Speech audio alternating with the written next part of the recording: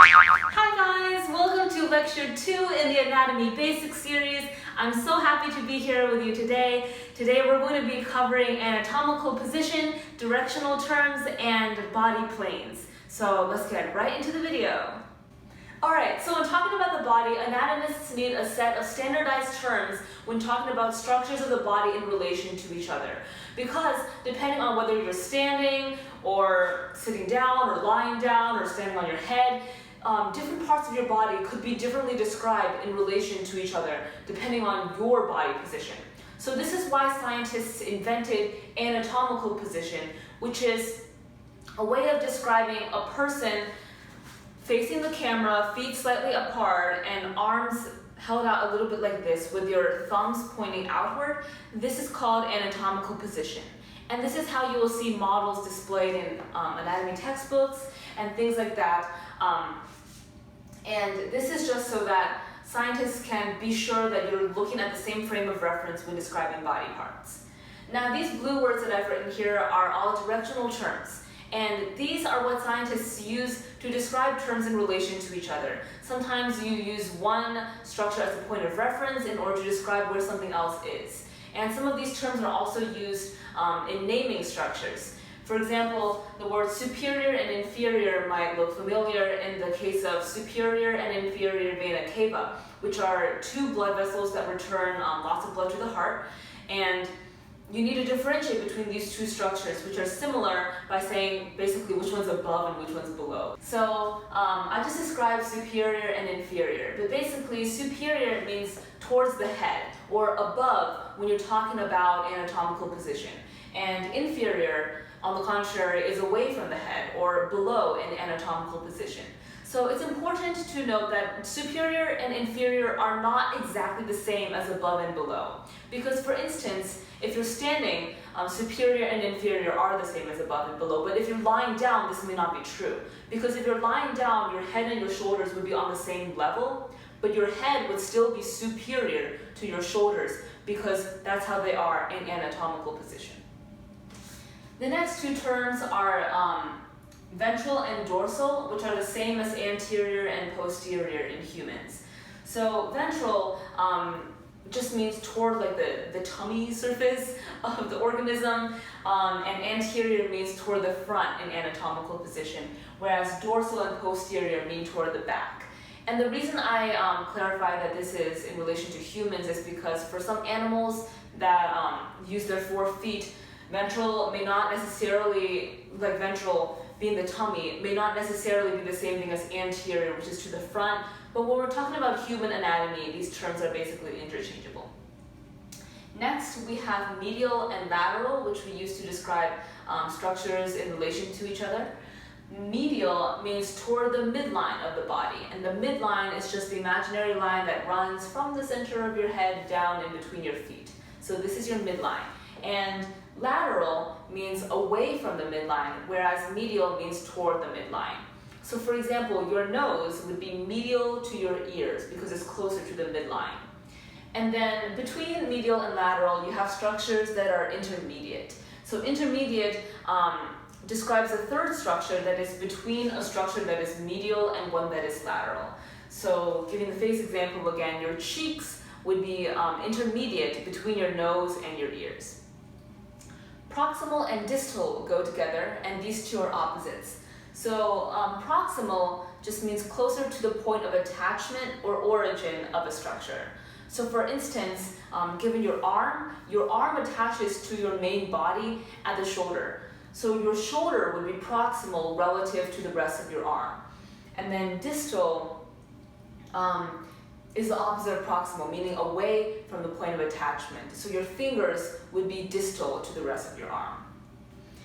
Superficial and external mean the same thing, and deep and internal mean the same thing, and these two are opposites of each other. So superficial means closer to the body surface or your skin, and deep means away from the skin or closer toward the inside of your body. So these two terms you'll typically see when describing veins. So for example, superficial veins would be the ones that are like blue under your skin and you can kind of see them. Your skin is a little see-through. And deep veins you cannot see underneath your skin because they run closer to the bone.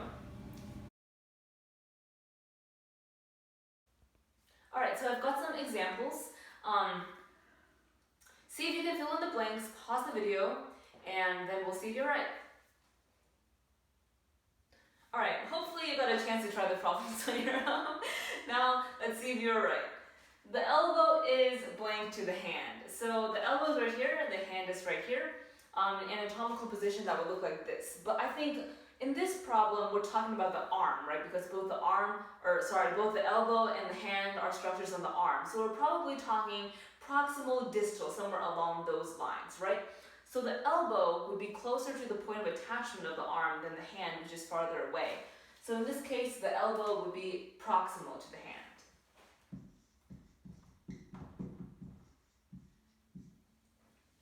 The ribs are blank to the sternum. So if you didn't know, the sternum is your breastbone, which is the bone here that connects all your ribs in the center. Oh, that was my cap, sorry about that. So your ribs would be off to the side relative to your sternum. So your ribs would be lateral to your sternum. The clavicle is blank to the shoulder and sternum. So the fact that there are two structures given here may be a kind of hint that you want to use a term that talks about it being between something, which this would be right. Your clavicle, which is your collarbone, is right here, your sternum is right here, and your shoulder is right here. So your clavicle would be in between the two, your sternum would be medial, and your shoulder would be lateral because your midline is right here. So therefore, your clavicle would be intermediate between your shoulder and sternum. Intermediate. The mandible is blank to the maxilla. So the mandible is your lower jawbone, and your maxilla is your upper jawbone, which holds your top teeth. So your mandible would be below your maxilla in the anatomical position. So the term for that would be inferior.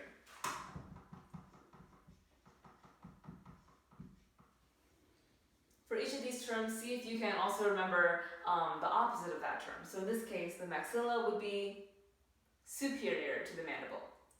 And the stomach is blank to the spine. So your spine is down your back, your stomach is right here. So in that case, this term would be anterior or ventral.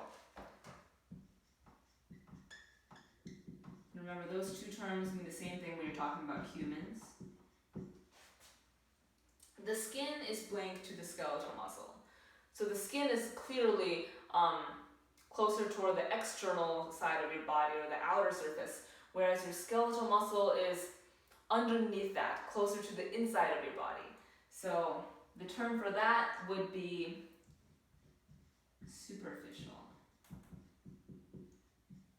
I should have left longer blanks for myself.